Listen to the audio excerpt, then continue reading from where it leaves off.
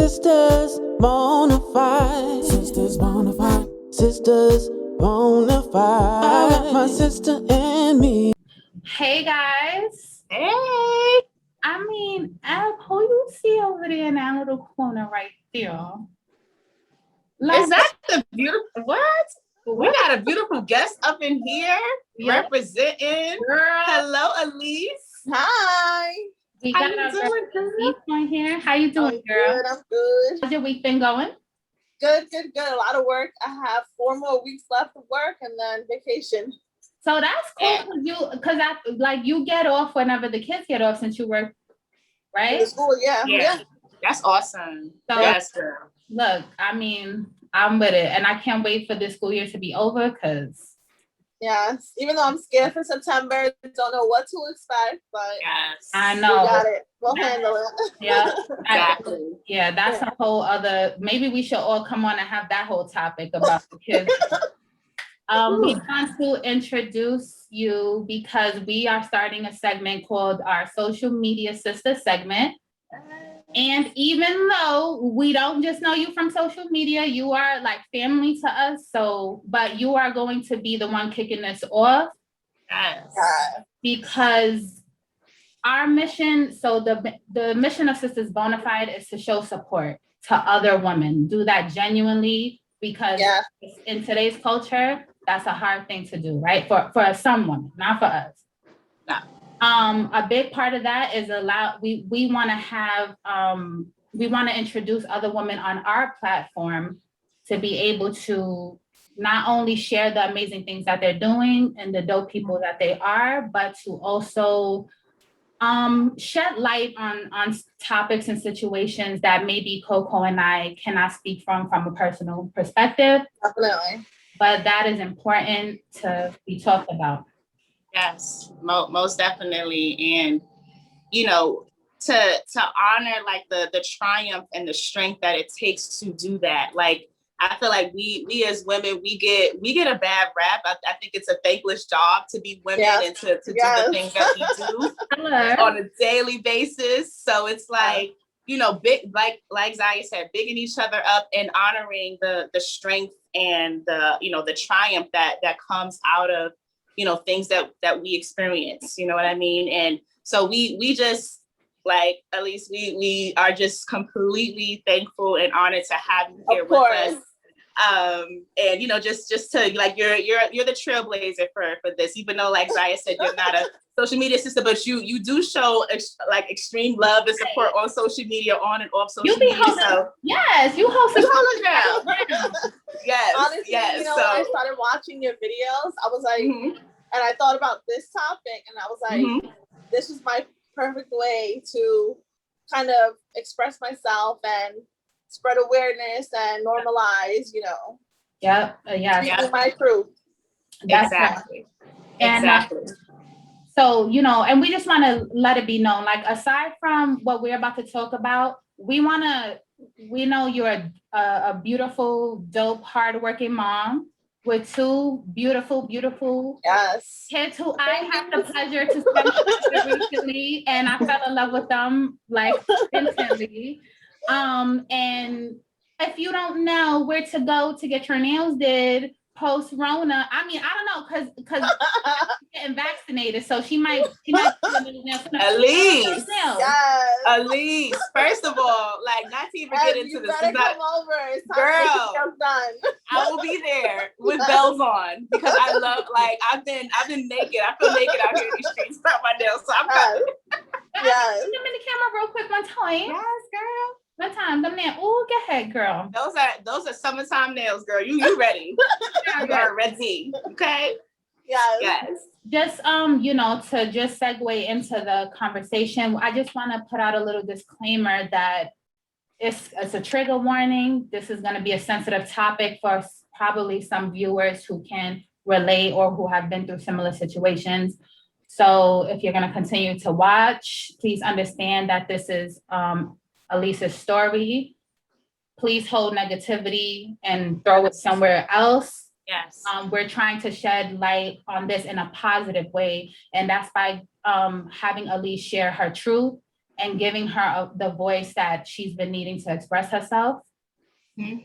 And Ellesse, I remember when, we talked in messages and you had sent us a little quote that said, when you're healed, you tell your story differently, right? And I think that really with Coco and I. So do you want to jump in and talk to our sisters about what's going on?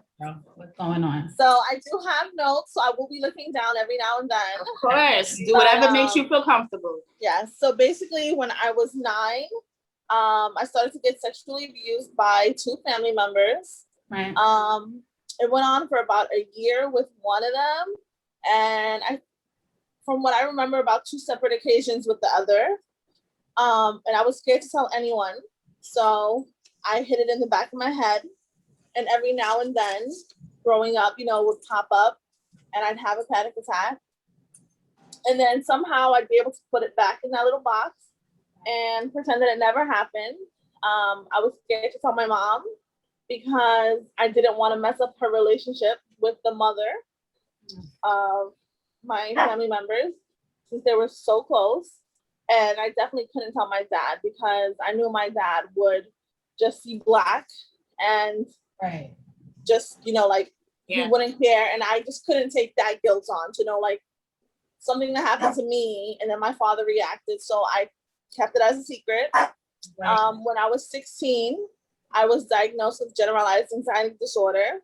And, it definitely was due to the childhood trauma. And I handled it for years. And then when I turned 27, my grandfather passed away. And that kind of was like the needle that broke the camel's back. I literally could not function. I was having panic attacks every day. I had my kids, they were 5 at the time. I was in the hospital week after week. My heart rate was up to 130. So I couldn't sleep. So then I started therapy and taking medication. And here I am, I'm 32. And I want my family members to know that they didn't break me, but their actions have impacted every aspect of my life. It, affects the way I parent, the way I protect my kids. It affected my marriage. Right now I'm currently going through a divorce, but, it affected my marriage. Anytime we became intimate, and if something was done to me that reminded me of something that my family members did, it would either, I would, one, kind of go back into the zone from when I was younger and kind of just lay there and let it happen. Or 2, when he would touch me, I would instantly get mad and react with, what are you doing? I don't like that, So it just definitely affected my whole life. And I don't have any hate in my heart for them, because as children, they were sexually abused. But for me, the difference is that I broke the cycle. As they continued the cycle, they caused the same pain that they felt. I would never want to cause that pain to anyone else. That's right. So I broke the cycle. And that's, basically why I'm here today and why I'm finally speaking out after 20 something years. Yes. When I tried to speak to one of my aunts a couple of years ago, before I even told my parents and my sisters, I remember her saying oh, we don't talk about that stuff. That was the past. Let's move on from it. And from that point on, I was I couldn't believe it. I was like, if it was her child, she would have reacted completely different. Right. But because I wasn't her child, I said, you know what? It's people like that help the secret stay hidden. And it shouldn't be hidden. I'm not ashamed of it. I'm not embarrassed of it. That's it's right. something I went through. It made me who I am. That's right. So as much as I wish it didn't happen, Of course, it is what it is. It happened, and I'm a stronger person for it. My anxiety and the medication I take, it doesn't make me who I am. It just helps me function. It helps me be a better mom. It helps me be a better sister. Exactly. Exactly. No, thank you so much, Ellesse. That is like I said, a story of triumph, and it's definitely, I'm sure it'll resonate with so many people. It resonated with us. So thank you so much for that. And as you were speaking, it kind of like put me in the mind state of like one specific thing where it's like in today's society, like we have to start holding the right people accountable for how they treat us. Yes. We cannot continue. And this is why I admire you. And I literally am like looking up to you in this framework, because it's like, we have to, like you've like carried so much of that burden for so long that you shouldn't have had to carry, because it wasn't anything that you did. This is something that was inflicted on you. So I'm just like, you know, and that just goes back to women in general. That's just how we are. We carry so much of people's burdens, of our own burdens, of things that were inflicted on us.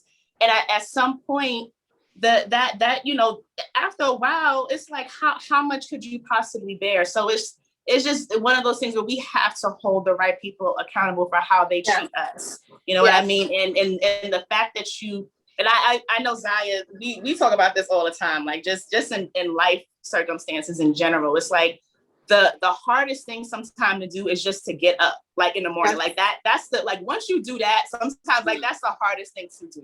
So like the fact that you're able to get up and live your life and and just, you know, try do your best every single day, like that's a beautiful thing. And I know I'm going back and forth, teetering between topics, but like it's that. But then it's like, okay, how, like we can't keep pretending like these things don't happen, like, because they do. And we have to hold the right people accountable for it. So, and like we said, in our dismantling generational stigmas, it's like the older generations, like they could look at us and think whatever they want, but they have issues that they need to address, and it's not fair to us to carry on these burdens that they're inflicting on us. So, you know, my two daughters, they know if anything ever happens, anything that makes them uncomfortable, come to me, because I'm always going to be on their side. And and I wish it was something my parents spoke about, you know, like, oh, if someone does something that makes you uncomfortable, it's something that was never spoken of.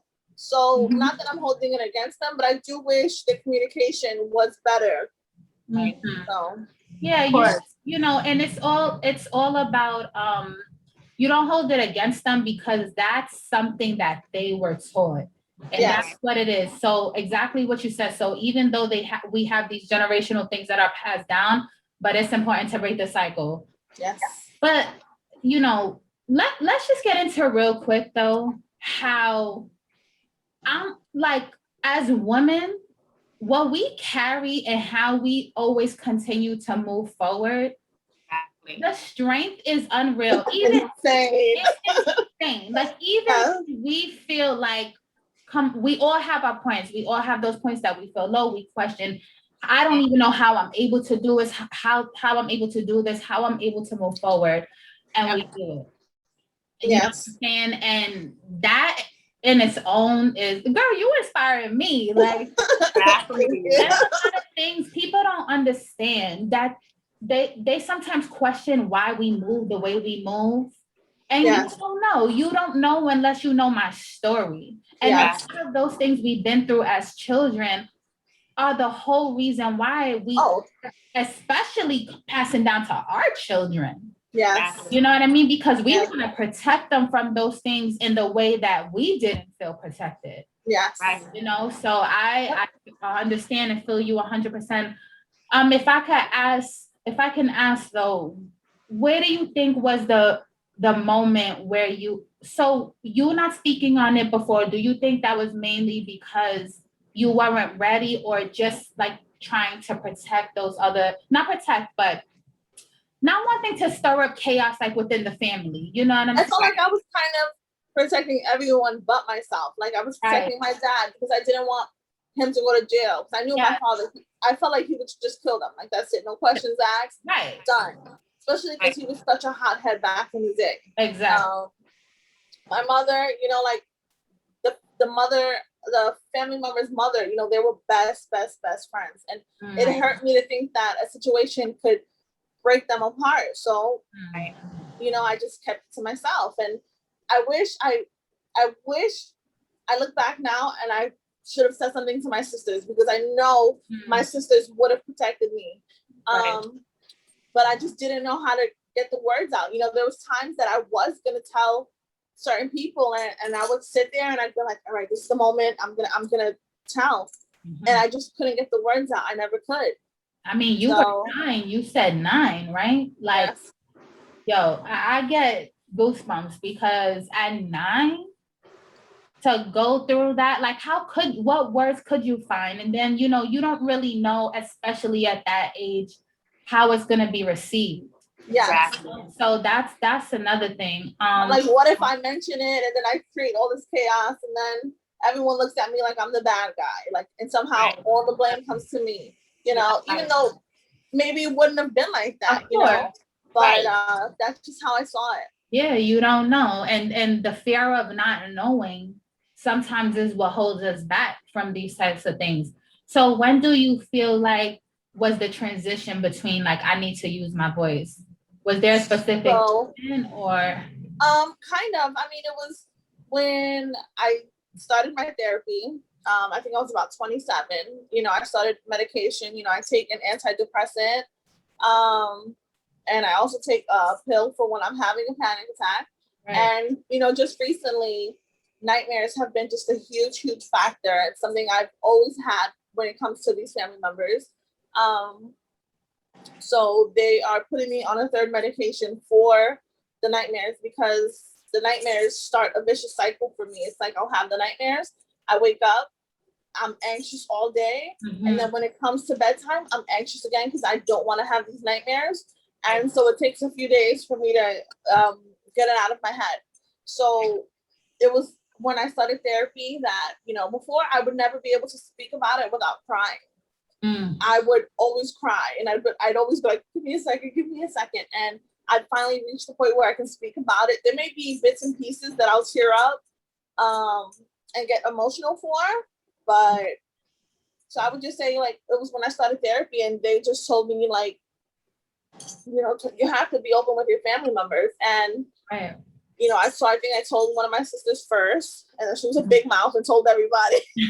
She told my sister, the other sisters, but that was okay. Because she said, hold up, this is what's going on with our sisters.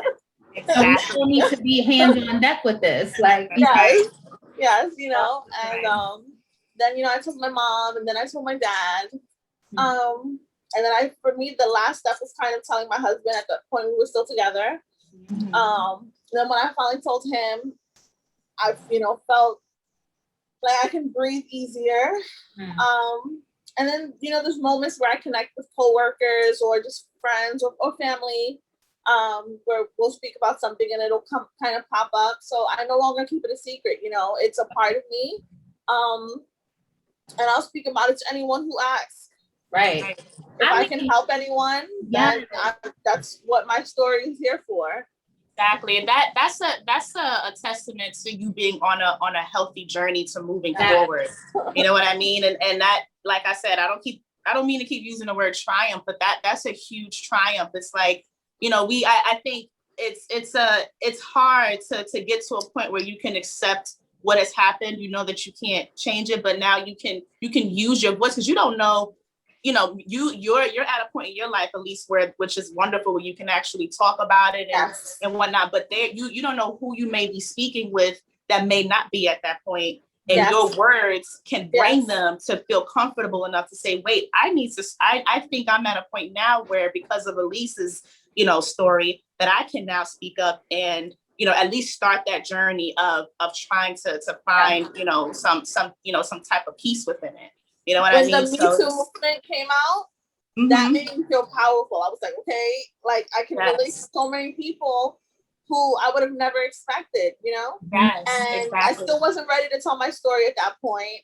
But then little by little, you know, social media helps a lot. You know, you realize how much you can connect to certain people. And then memes, just, you know, the simplest memes can really speak volumes to you.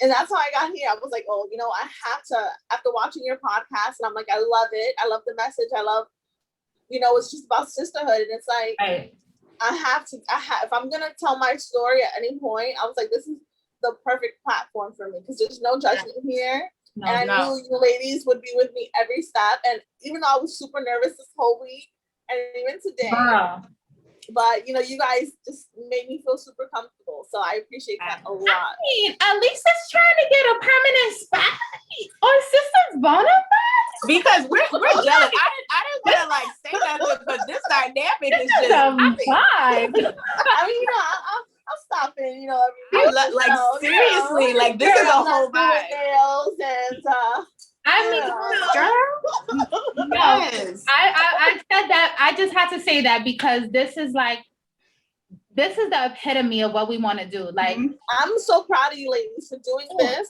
Girl, thank you so much. So many people, like I see it in the future already. I can't wait for you ladies to get big and have a huge following. It's just amazing. We appreciate that. So much. Thank you. Yeah, so I just want to touch on one more thing. Of course. Two more things actually. So when you said, I just want to say, like, for anyone who might be watching, male or female, because let's be real, like you said, males get abused as well. Yeah. And for anyone watching that, you know, has a similar story to share, it really sat with me when you said it wasn't until you spoke to your sisters, you spoke to you spoke to your mom, you spoke to your husband, and you felt that sigh of relief. Sometimes that true healing doesn't come, because when we deal with it within ourselves, we're constantly battling.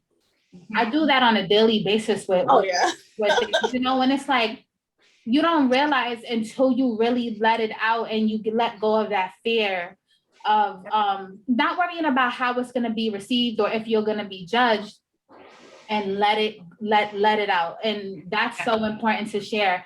Another thing that I think is so dope of you saying, and what me and Ev talk about and have spoke about, you know, many times, is taking care of your mental health. Yes. People me and Ev talk about this all the time. We need a mental health break. We need a break. Yes. We need to care for not only our bodies, but our minds. Yes. It's so important. And people think that going to speak to someone, look, in today's world, I think everybody. Everybody. And it's something even, you know, for myself, I won't lie, like you get reluctant, you know, you think if it's the right thing to do, but we all need to normalize seeing a therapist. And sometimes you want an instant fix. So you feel like, say if you go to therapy, so in the beginning I started twice a month. So twice a month, after 2 months, I'm like, this isn't helping. And you want to give up and you want to just be done with it. But no, you have to keep working. You have to, you know, just keep on trying to get that wall down. Yeah. And it's I tried therapy when I was 18. I remember my father bringing me to the therapist. I think he brought me once or so. He saw a person sitting with a straight jacket and he was like, nope, we're getting out of here. He literally took me out of there and we left, you know? Right. So I think about how I could have been if I started therapy maybe earlier, or maybe I just wouldn't have been ready at that point. You know, everything happens for a reason. Yes, exactly. And so therapy has been just the biggest blessing. Even during COVID, I was able to continue doing it remotely. Right. And I look forward to, you know, speaking to my therapist, and when they see the progress of who I was 5 years ago, I'm completely different. 5 years ago, I was still a stay-at-home mom, scared to even go to work because I was scared to have a panic attack. Sometimes I used to get scared to go to certain places that I knew family members would be at. Like my sisters would be like, oh, you know who I saw at Costco's? And I already knew who they would say. And I'd be like, I'm not going to go there. You know what? I'm just not going to go there to avoid the situation. Now, I'm like, I'll go to Costco's. And if I saw this person, right, they better be scared to see my face. Hello. Hello. Yes. Yeah. Yes. That's what I'm talking about. Like, girl, the epitome of strength is all I have to say. that is, yes, girl. And Ellesse, I wanted to ask you too, so I know that you said that you just mentioned that you've been going to therapy. Are there any other, ways that you can kind of, like, you know, I know people like they like to work out, they like to do yoga. Are there any other ways that, you know, kind of like positive things that you like to do for yourself to kind of escape from the outside world and kind of, tune into what you like to do for yourself to, to escape a little bit? It's been, doing the nails. Mm-hmm. Yes, whenever I'm feeling like I'm anxious or I just want to clear my mind, right. I'll either, do my own nails or do my sisters. Anyone who comes over, I'm like, let me do your nails, please. Girl, I'm coming. I have, my practice little hand here. Yeah, girl. So that's just been a good stress reliever for me. Excellent. That's amazing. That girl, listen. That is amazing. I didn't even know I was gonna be feeling this much inspired by the time we got through with this conversation, girl. I appreciate it. I'm really serious. So, Abby, you want to start to? Yeah, before we close, I just want to ask you one more question. Of course. And I think this will kind of like tie it and close it out perfectly. Is if there's anything that you could say to, anyone that's like a message that you can send to our viewers out there who might have been experiencing the same things that you're experiencing and, where they are in their lives, what would that be? And this is where I might get emotional. Girl, okay. Right here. It's always going to be talk to someone, the person you feel most comfortable with. Don't hold it in, because when you hold it in, it's just not good for your mental. It's not, don't protect these people, regardless of, me worrying about like, as children, they were molested as well. Why am I still protecting them?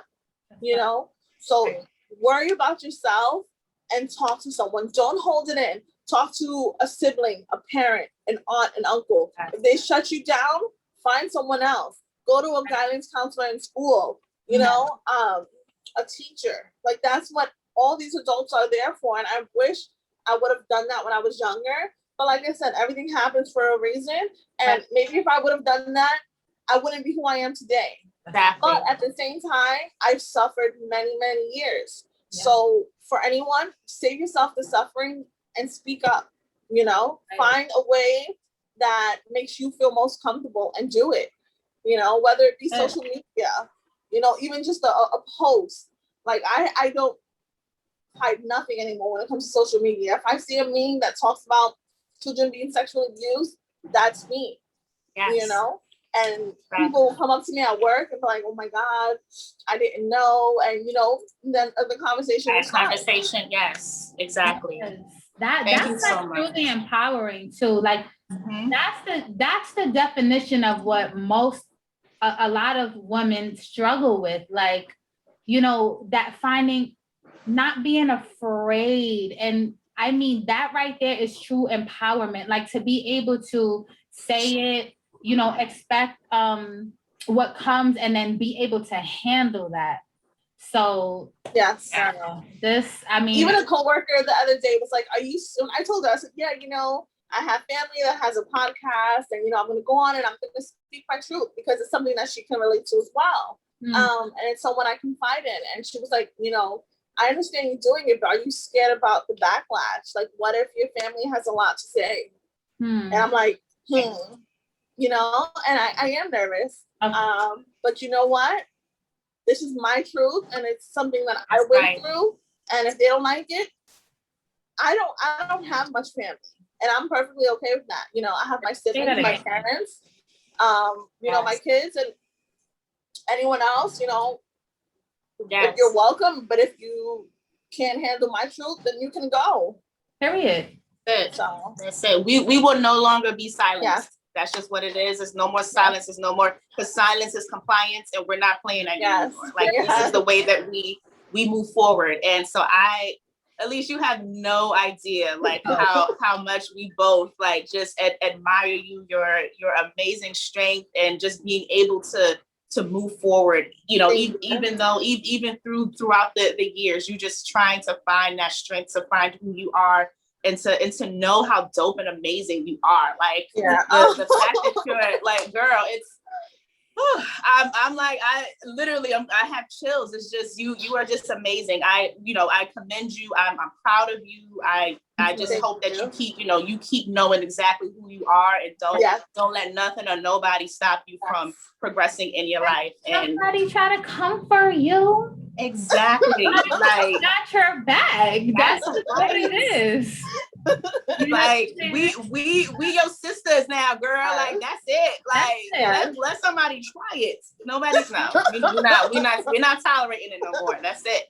That's it. So thank you so much, Ellesse. Like you're the bomb. Thank you for giving me the opportunity to use my voice. Yes. Your platform is beautiful, and I hope, as much as I wish no one could relate to me, but I hope this gives people the chance to realize, you know what, I'm gonna talk about it.